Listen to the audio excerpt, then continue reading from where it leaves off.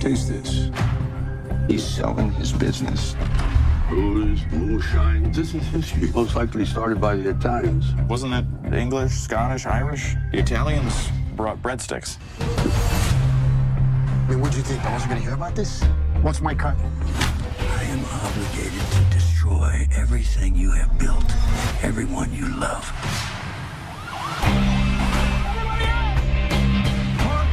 It's time to share. Woman's a clown out the door. So what we gonna do about it? We're gonna break his jaw in 6 places. Who says you're not romantic? Tulsa King Season 3, Episode 3 doesn't ease in. It detonates. Sheridan has taken the match he lit in the first 2 episodes and tossed it into a full barrel of whiskey. The result? A slow, brutal implosion of everything Dwight built. The teaser promised tension. The episode delivers chaos. We're watching a man who once strutted through Tulsa like a king, now clawing through the ruins of his own empire, fighting enemies he created, allies he broke, and ghosts he can't outrun. This isn't just a mob drama anymore. It's a televised autopsy of power, pride, and karma. Dwight's grand plan, the Bourbon Empire, the shiny new symbol of legitimacy, has officially become his curse. It started as a business move, a clean slate, a chance to trade blood money for barrel-aged respectability. But in Episode 3, that dream curdles fast. The distillery, once Dwight's redemption project, is now his ticking time bomb. Sheridan doesn't waste a second showing us how this so-called bourbon revolution turns into a battlefield. Every barrel is leverage, every deal a betrayal in disguise, and every handshake comes with a blade pressed just out of frame. You can almost taste the desperation dripping from Dwight's every move. He's not playing chess anymore. He's trying to patch the board while the pieces are on fire.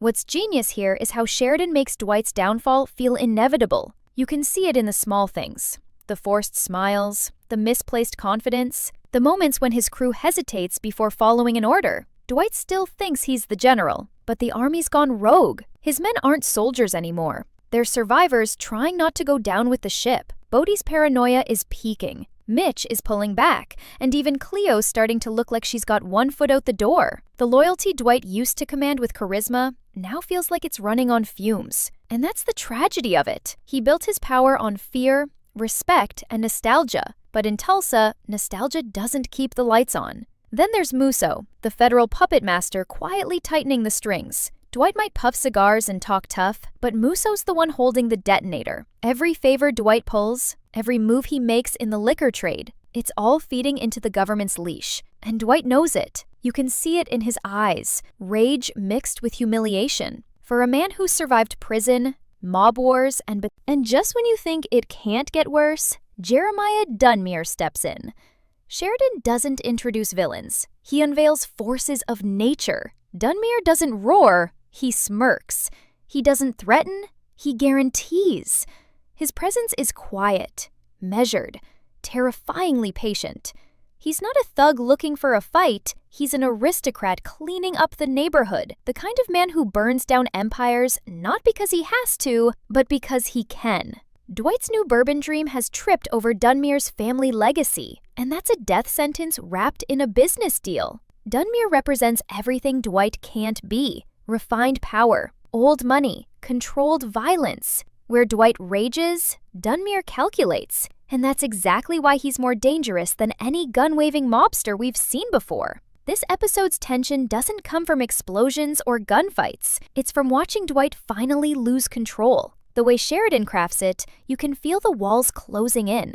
Every conversation drips with double meanings. Every promise feels like a trap. The bourbon distillery isn't just a front. It's a metaphor for Dwight's arrogance. He thought he could bottle legitimacy, sell redemption by the barrel, and come out clean on the other side. But Episode 3 makes one thing painfully clear. You can't pour purity from poisoned hands. The liquor might look golden, but it's brewed in betrayal, ego, and desperation. And as the cracks spread through his empire, you start to wonder if Dwight even realizes he's the one holding the hammer. By the end of this first act, it's not about whether Dwight can keep his empire. It's whether he can survive it. Muso's watching, Dunmier's circling, his crew's splintering, and his guilt over Theo's fate is starting to show. The man who once ruled Tulsa like a king is now running out of moves, running out of allies, and maybe, finally, running out of himself. Sheridan's message is brutal but clear. Power doesn't just corrupt,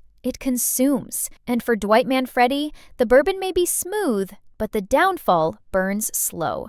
The cracks in Dwight's empire aren't hairline anymore. They're earthquakes. Tulsa King Season 3, Episode 3 tears into the illusion that he's still running the show. The bourbon trade was supposed to be his golden ticket, his rebirth, the legacy that washed away decades of blood and dirt. But what's genius and cruel is how Sheridan turns that vision on its head. Instead of redemption, the distillery becomes a mirror reflecting Dwight's worst instincts. Every decision he makes is soaked in ego. Every order he gives sounds less like leadership and more like desperation. He's not the general anymore. He's a gambler playing with borrowed chips, bluffing a table that already knows his hand. Muso's leash tightens here. The federal agent isn't barking orders in the open. He's whispering them like poison, making Dwight believe he still has choices. That's the real trap. Sheridan writes Muso as the quiet architect of Dwight's undoing. He's not pushing for a confession or a takedown yet. He's setting the stage for humiliation. And Dwight, too proud to see the setup, keeps marching right into it. There's this invisible tension threading every conversation between them. Muso knows Dwight's bluffing strength, and Dwight knows Muso's bluffing leniency.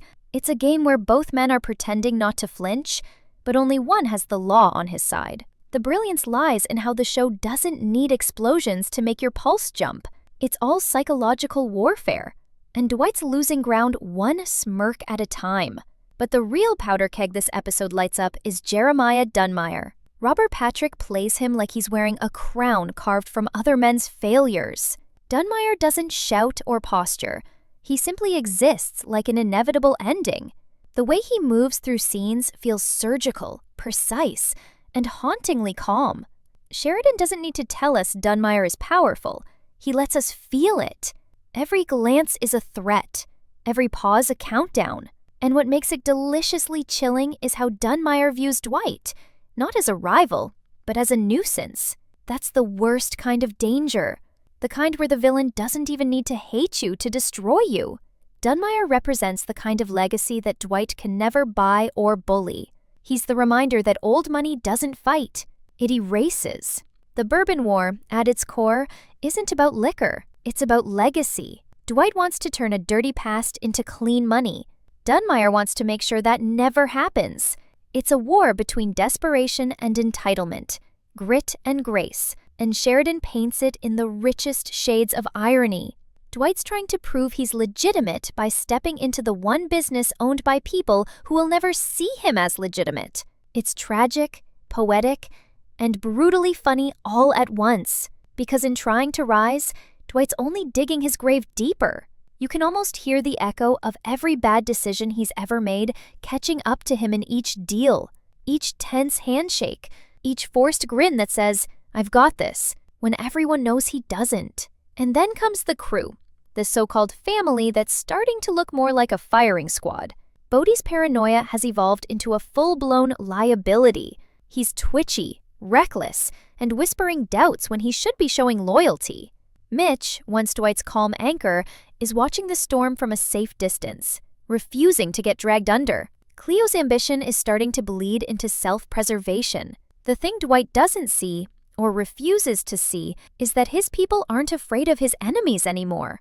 They're afraid of him, his unpredictability, his pride, his need to win even when the game's already over. That's what makes this version of Dwight so compelling. Sheridan builds the tension like a master craftsman. Each moment feels like it's about to snap. The distillery shipments keep getting delayed, the money trails don't add up, and whispers of Dunmier's reach start seeping into every corner of Dwight's operation. You can feel the paranoia take hold, not just in Dwight, but in everyone around him. This isn't just a criminal empire falling apart, it's a psychological breakdown disguised as business. Every ally Dwight has starts calculating their odds of survival, and one by one, they start stepping back. Loyalty in this world is a myth people tell themselves to sleep better at night. What's chilling is how Sheridan lets Dwight's downfall unfold in silence. No one betrays him outright, at least not yet. They just stop believing. They stop listening. They stop following orders with conviction. It's subtle but devastating. Because for a man who's built his life on control, losing belief is worse than losing money. Dwight can fight Dunmier. He can outtalk Muso, but he can't command faith. And episode 3 drives that knife in deep. The bourbon barrels are rolling, but they're filled with lies, fear, and rot. Every toast Dwight raises feels like a funeral in disguise. By the time episode 3 hits its midpoint, the illusion of control is officially shattered. Dwight's confidence, that swaggering I own Tulsa bravado, now feels like a costume he's wearing just to keep from falling apart. The bourbon trade, his last desperate play to turn dirty money into legacy, is turning on him faster than he can spin another story. What was supposed to be his empire's rebirth is mutating into a slow-motion execution. Sheridan doesn't rush the collapse. He lets it unfold with surgical cruelty. You can feel the dread in every quiet moment, every half-smile that hides a warning, every scene where Dwight talks too loud because silence might expose the truth, that he's not the king anymore. He's the target. The real sting comes from Muso's growing shadow. The agent isn't hovering over Dwight like a typical lawman. He's bleeding into every part of Dwight's world. He's the invisible guest at every meeting, the echo in every conversation, the ghost Dwight can't exorcise. Sheridan writes him with unnerving restraint, cold, professional, smugly certain that time will do his work for him. The beauty of it? Muso doesn't need to break Dwight. He just has to wait. The system, the paranoia, the guilt, they'll do the breaking for him. And Dwight, blinded by his need to stay relevant, doesn't even see the trap closing. Every time he tries to outsmart the feds, he hands them another piece of his empire on a silver platter. But Muso isn't the only one circling. Dunmier's quiet wrath is starting to hit the streets. Episode 3 paints his influence like smoke. You can't see it, but you know it's everywhere. Distributors start pulling out. Permits vanish. Contacts go dark. Nobody's shooting yet, but the silence feels like gunfire waiting to happen. Dunmier doesn't need to get his hands dirty. He just has to pull a few strings, and suddenly Dwight's distillery is a ghost town. What's terrifying is that Dwight still thinks this is a business problem. He's fighting it like a hustler when it's actually an extermination. Sheridan's writing turns that realization into pure dread. You're watching a man fight smoke while the fire's already behind him. And then there's the personal fallout. Theo's death, his friend, his collateral, his unintended victim, is starting to haunt him. Sheridan doesn't let that guilt sit quietly in the background. It lingers, choking Dwight's every move. Theo wasn't just another casualty. He was a mirror. Proof that Dwight's version of protection always comes with a price tag no one agreed to pay. You can see it in the way people look at him now, with pity, fear, or worse, disgust. For the first time, the general feels small, and in a show built on power, watching that shrink is devastating. Dwight's guilt doesn't soften him, it eats him. He starts justifying his choices the way cornered men do. It was business. I had no choice. I did what I had to. But the more he talks, the less anyone believes him, including himself. Cleo becomes the voice of that truth. She's not loud or dramatic, just brutally honest. Her scenes cut through Dwight's delusion like glass through flesh. She tells him what no one else dares, that the empire he's fighting to protect isn't a kingdom anymore. It's a graveyard. Sheridan uses her as the moral compass the show desperately needs, the reminder that Dwight's version of loyalty is just manipulation in disguise. But here's the twist. Dwight doesn't listen. He can't. Admitting Cleo's right means admitting it's over, and Dwight Manfredi doesn't lose. Not publicly, not quietly. So instead of facing the truth, he doubles down, choosing to fight harder, even as the ground caves beneath him. The tension is unbearable because you know where this is heading. Every time Dwight opens his mouth, you can feel fate smirking in the background. Muso's files are filling up. Dunmier's reach is tightening. His crew's faith is crumbling. Yet Dwight keeps pushing because arrogance is the only armor he has left. Sheridan crafts this beautifully. It's like watching a man build his own coffin and call it a comeback. The bourbon barrels become symbolic of his entire story. Each one is polished on the outside but filled with rot. Each shipment moves him closer to ruin disguised as success. And that's when Sheridan hits the audience with his trademark gut punch, the small betrayal that feels bigger than any gunshot. Someone in Dwight's circle talks. Maybe it's body, cracking under pressure. Maybe it's someone quieter, smarter. The episode doesn't confirm it outright, but the tension tells you it's coming. One line of dialogue, one wrong look, and you can sense that betrayal simmering beneath the surface. Sheridan doesn't expose it yet. He lets it breathe, lets it fester. The brilliance lies in restraint, because when it does break, it won't be about money or loyalty. It'll be about survival. As episode 3 barrels into its final stretch, the tension that's been humming in the background finally snaps into full-blown chaos. Sheridan turns the quiet unease of the earlier acts into a suffocating storm, one that doesn't hit all at once, but in cruel, deliberate waves. Dwight wakes up to a city that's no longer his. The bourbon warehouses that were once his pride are now padlocked, the trucks gone, the workers missing. It's as if the empire simply decided to vanish overnight, leaving behind only whispers and empty barrels. The Bourbon War that Dwight started to build power now feels like a war he's fighting alone, and losing faster than he can understand. Every move he makes now feels desperate.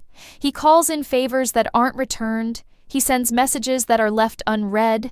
People who once bowed to the king now keep their distance, afraid that proximity to Dwight Manfredi might be contagious, that his fall might drag them down too. Sheridan captures this collapse with haunting precision. The world doesn't explode around Dwight. It abandons him, one silent betrayal at a time. You can practically feel the walls closing in. Tulsa isn't his playground anymore. It's his cage. Then comes Muso's next strike, not through handcuffs or raids, but through humiliation. A front-page leak, a carefully placed story about the Manfredi bourbon operation and its ties to organized crime. Dwight's name isn't printed, but everyone knows. The media calls it the whiskey empire under investigation. Competitors start pulling out, investors disappear, and cops start circling like vultures waiting for the body to drop. Sheridan makes the fallout feel almost surgical. Muso doesn't want to arrest Dwight yet. He wants to gut him publicly first, to make him watch as his empire disintegrates piece by piece. And it works. For the first time in the entire series, Dwight looks small, cornered, unsure, stripped of his invincibility. Sheridan writes that humiliation like a slow bleed. Dwight tries to fight it with words, with old-school bravado, but the power of his name, the myth he built, is losing its weight. The streets don't fear him anymore. The respect he once commanded now sounds like pity when people say his name. Even his closest allies start to drift. Cleo's warnings grow colder, Bodhi's loyalty feels brittle, and Mitch, the only man still defending him, does it out of habit, not faith. But amidst the ruin, there's something almost tragic about how Dwight refuses to stop. He clings to the only thing he's ever known, control. When he calls a meeting with his remaining crew, he doesn't ask for help. He demands loyalty, as if the force of his words alone could turn back the tide. Sheridan uses this scene to show the true tragedy of Dwight's character. He's not fighting for survival, he's fighting to protect his pride. He'd rather burn the whole city down than admit that it's slipping away from him. It's Shakespearean in its madness. Every choice he makes digs the grave deeper. Every word he speaks sounds like a confession he doesn't realize he's giving. The Bourbon War reaches its boiling point when Dunmier finally steps out of the shadows. His move isn't a shootout or a brawl, it's a business strike. He buys out Dwight's last supplier, the one piece keeping his entire operation alive. No bullets, no threats, just a signature on paper, and in one stroke, he wipes Dwight off the board. Sheridan frames it like a chess game where the king's been surrounded for hours, but the player only now realizes there are no moves left. Dwight's anger explodes. He storms out, raging against a world that's moved on without him, a world where fear isn't currency anymore. The beauty and pain of this episode is that it doesn't make Dwight's downfall heroic. There's no grand betrayal or explosive death scene.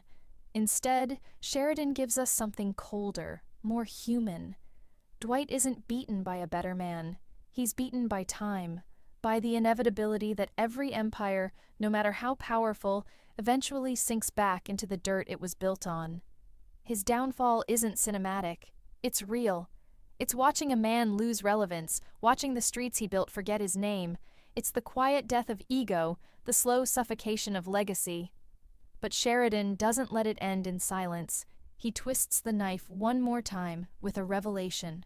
Muso's file, the one Dwight believed was just evidence, turns out to be something worse. It's not just paperwork, it's a network, a web of informants,